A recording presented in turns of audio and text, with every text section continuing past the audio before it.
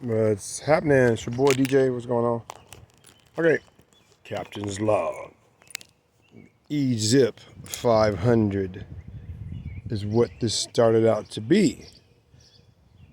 But it's morphed into what I call the Ezip 950 Plus.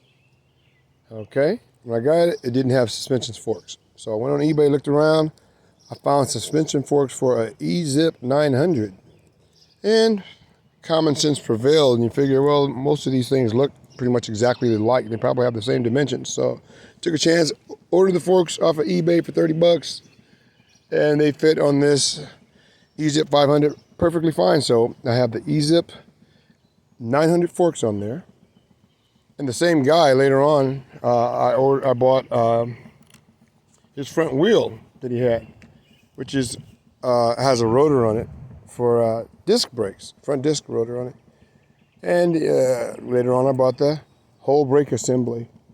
So now I have front brakes on what was an Ezip 500, but there's more.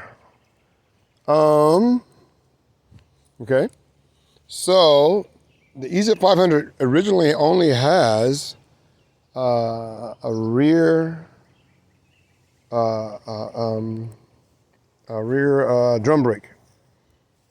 The Ezip 500 normally has, but now since I have Ezip 900 parts on there, I now have a front and rear brake, which is really quite nice.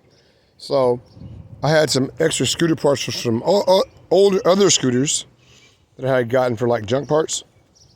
But anyway, I used the handlebars off of one of those scooters because it was longer. You know, the handlebars were wider, because now I have a front and rear brake, but the stock Ezip 500 handlebars were too short. So that came into play and it worked out fine.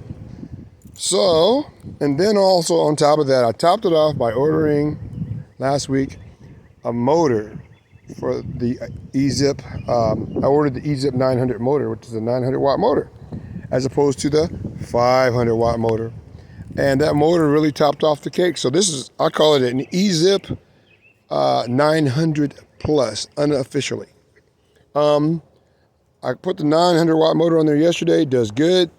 It has good speed, probably maybe 25 miles an hour. I didn't really do a official speed run, so I don't know. But it's 20 something. Has a lot of torque, of course, because of the armature is thicker. Like the armature is the center shaft basically right there, and that is quite a bit bigger than the stock 500. So yeah, but still, I would highly recommend if you decide to go up in the motor size on this 500. If you go from the 500 watt motor to the 900, I would still recommend keeping your speeds in between the recommended operating range of 10 to 15 miles an hour. Knowing that if you need to punch it, you got it there to punch if you need to make up some time.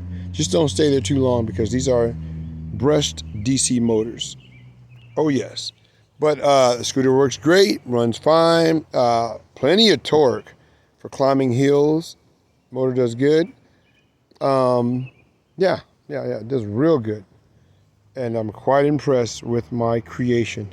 And that the seat is still so comical. I call it the big booty seat from Walmart. There you go. I still have yet to put luggage back here.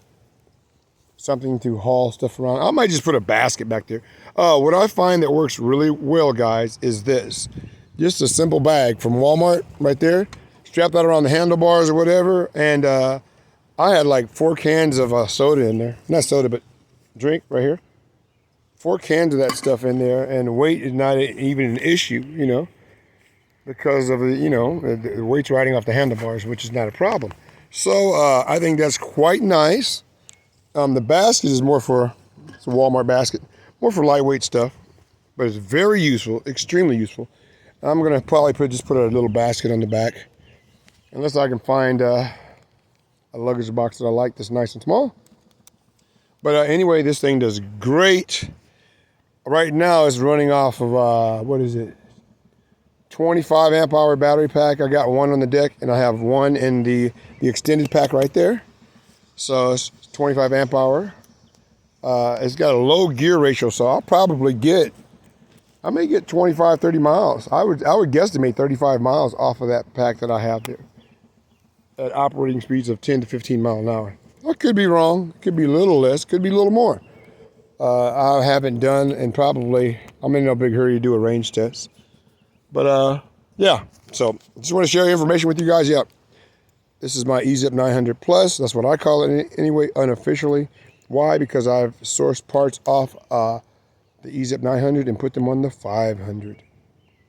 And also remember that the biggest thing is, one of the best things is, the 900 only had the front disc brake.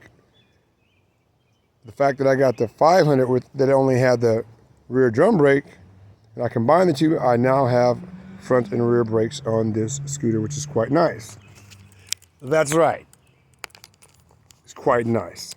So, just sharing information with you guys. DJ over and out.